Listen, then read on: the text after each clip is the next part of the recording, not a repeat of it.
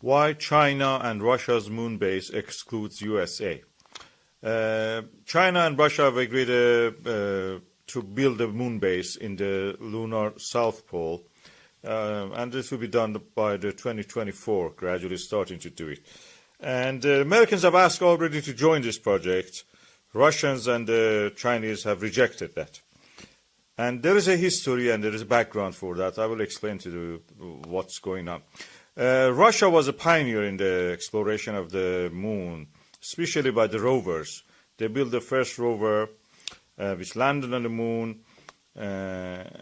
Automatic is a robot rover. We are talking about a robot, remotely controlled rover. Then they built something for doing the same on the Mars. And the moon and the Mars rovers had two different designs. But the one of Lunokhod, the one worked on the moon, was later modified and improved to make a robot rover for working on the Mars. In the 1990s, after the collapse of the Soviet Union, one of the head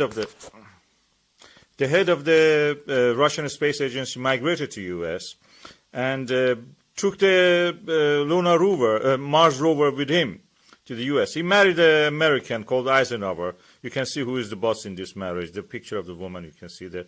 And they took it to the Planetary Society, who actually copied, practically, they examined and copied every detail of that Mars rover of the Russians.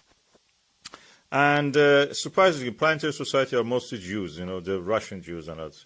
So after that, it seems that stealing technology from the Russia was a good point for Americans to start their own Mars rover programs. And after that, we see all of these rovers on the Mars built by Americans. They're based all on that copy that the Roald Sagdiev stole and passed it to the Americans through his wife and the Planetary Society, through those countries. You see that in the space station also.